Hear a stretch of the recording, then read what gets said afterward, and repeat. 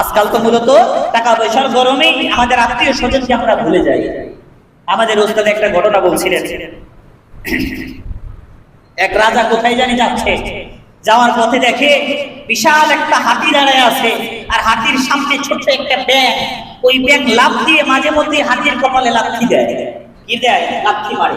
ব্যাঙ, ছোট্ট একটা ব্যাঙ হাতির কপালে লাথি দিতেছে, একটা লাফ দিয়ে লাথি দেয়, আবার নেমে যায়। রাজা দেখতেছে কি ব্যাপার, সাংঘাতিক অবস্থা, সাংঘাতিক অবস্থা। নরসেরুয়া একজন বাদশা ছিলেন, পারস্য সম্রাট, উনি ন্যায়পরায়ণ বাদশা ছিলেন। উনার সময় এই ঘটনাটা ঘটা। বাদশা দেখতেছে আমার রাষ্ট্রের মধ্যে তো কেউ মাজলুম হবে না, জুলুমের শিকার হবে না। এই যে ব্যাঙ এত বড় একটা হাতির মাথায় লাথি মারতেছে, তো সাংঘাতিক ব্যাপার।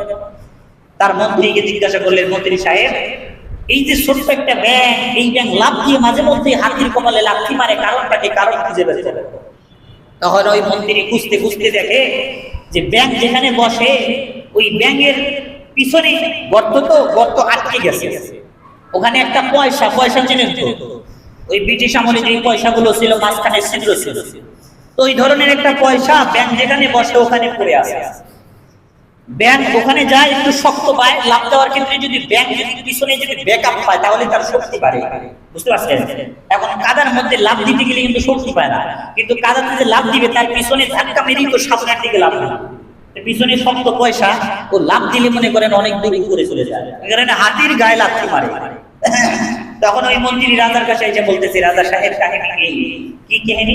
যে ব্যাঙ যেখানে বসে ওর পিছনে মানে পাছায় একটা টাকা পয়সা পড়ে আছে, ওর পিছনে যেহেতু টাকার গরম লাগছে, এই কারণে তার হাওয়া বেড়ে গেছে, এই কারণে তার গরম বেড়ে গেছে, এই কারণে ওর চাইতে যে বড় একটা হাতের লাথি তো দূরের কথা, একটু নাড়া দিলেই যে মারা যাবে এই চিন্তা ফিকির করে না, টাকার গরম লাগছে, এই কারণে তার চাইতে বড় হাতির সাথে যুদ্ধ লাগাই লাগছে। তো টাকার গরম হইলে মানুষ অবস্থা তার মধ্যে তৈরি হয়, করুণ অবস্থা তৈরি হয়। টাকা কারোর জন্য বিপদ, কারোর জন্য শান্তি, কিন্তু অধিকাংশ মানুষের জন্য টাকা পয়সা বিপদ। যেমন টাকা পয়সা হইলে কাছের মানুষগুলো দূরে চলে যায়। আবার অবশ্যই আমাদের সমাজের চিত্র আবার অন্যরকম আছে। টাকা পয়সা না থাকলে কেউ আপনাকে দাম দেয় না, টাকা পয়সা না থাকলে কেউ আপনাকে দাম দিবে না।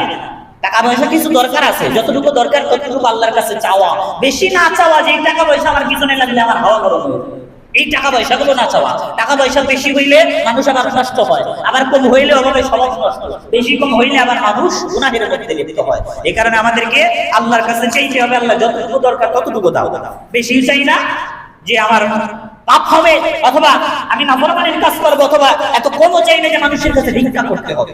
তো কি বললাম, আত্মীয়তার সম্পর্ক ছিন্ন হয়, একটা কারণ হলো টাকা পয়সা যদি হয়, ওই যে গরম হয়, এ কারণে আত্মীয়তার সম্পর্ক যারা ছিন্ন করবে রাসূল বলেছেন এরা জাহান্নামে যাবে।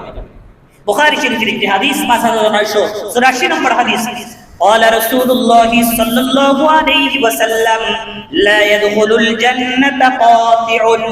আল্লাহর নবী বলেন ওই ব্যক্তি জান্নাতের মধ্যে প্রবেশ করবে না, জান্নাতে যাবে না, যেই ব্যক্তি কোনো কারণে, নিজের স্বার্থের কারণে, দুনিয়ার কোনো সামাজিক প্রেস্টিজের কারণে আত্মীয়তার সম্পর্ক নষ্ট করে দেয়, নিজের ভাই বোনকে বলে যায় টাকা পয়সা দিতে হবে, সম্পদ খরচ করতে হবে, এই কারণে নিজের আত্মীয় স্বজনকে দূরে সরাইয়া দেয়। ওই আত্মীয় স্বজনকে দূরে সরাইয়া দিয়ে পরকে সে আপন করে নেয় টাকা পয়সার স্বার্থের কারণে। বাস্তবতা আমরা মুখোমুখি হয়েছি। আমাদের এক আত্মীয় আছে, টাকা পয়সার গরম, আমার চাচাতো ভাই আর কি, শরীক আনন্দ।